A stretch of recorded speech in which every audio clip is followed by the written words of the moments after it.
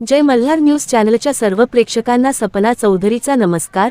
नंदुरबार जिल्ह्यातील अक्कलकुवा शहरात बांधकाम कामगार महिलांना कामगार कल्याण मंडळाकडून भांडे मिळवण्यासाठी भर उन्हात तासनतास लांबलचक रांगेत उभे राहून मोठी कसरत करावी लागत असल्याचे चित्र गेल्या अनेक दिवसांपासून दिसत आहे। या महिलांच्या होणाऱ्या हाल अपेष्टा थांबविण्यासाठी जिल्हा प्रशासनाने गाव पातळीवर नियोजन करण्याची मागणी सार्वजनिक तंट्याभील युवा संघटनेने केली आहे।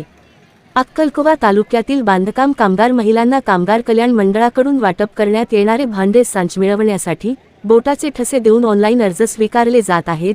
अक्कलकुवा शहरात अंकलेश्वर बऱ्हाणपूर या महामार्ग लगत असलेल्या शिवसेना तालुका संपर्क कार्यालयात ही प्रक्रिया राबविली जात असल्याने या ठिकाणी पहाटेपासूनच महिलांची मोठ्या प्रमाणावर गर्दी होत आहे। सकाळी 10 ते 11 वाजेपर्यंत महिलांची लांबलचक रांग होते। या महिला भर उन्हात तासनतास उभे राहून मिळेल त्या ठिकाणी सावलीत बसून आपला नंबर लावत आहेत। अनेक महिला आपल्या तान्ह्या बाळांसह तासनतास रांगेत उभ्या राहत असल्याचे हृदयद्रावक चित्र दिसत आहे।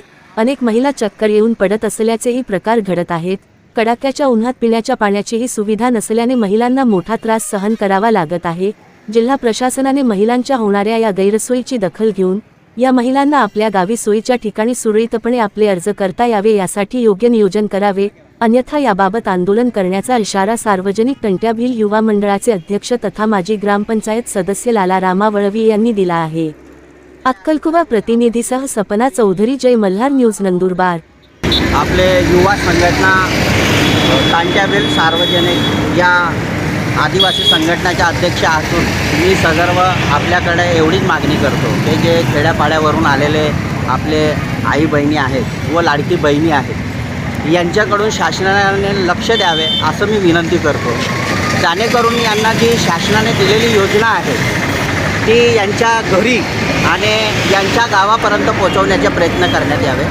का बरं का या उन्हातानामध्ये रात्री 2 वाजेपासून हे सगळे महिला आहेत, आमचे आदिवासी बंधू आणि महिला हे रात्री 2 वाजेपासून लाईनीत आहे। तर शासनाने दिलेले जे आपल्याकडून योजना आहेत ते योजना प्रत्येक गावे जाऊन आणि शासनाचे प्रतिनिधी नोंद करून आणि त्यांची जी मागणी आहे ती पूर्ण करण्यात यावी। आणि जे आहे आता याच्या अगोदर 2 दिवस अगोदर 2-3 महिला होते ते या उन्हामुळे आता गंभीर आपल्याकडे ऊन आहे, त्या उन्हामुळे 2-3 महिला बेशुद्ध झाले। त्यांच्याकडे ना पाण्याची सोय आहे, ना कुठे बसायची सोय आहे आणि ना कुठे जेवणाची सोय आहे। आता एवढे लहान बाळ घेऊन ते या उन्हातानात इथे आलेले आहेत। म्हणून शासनाने यांच्याकडे कठोर कारवाई करून आमच्या एक आदिवासी आमदार असून एक आदिवासी महिलांना या रोडांवर असं भिकारचोटसारखं उभं करतात, हे अशी योग्यता नाही आहे।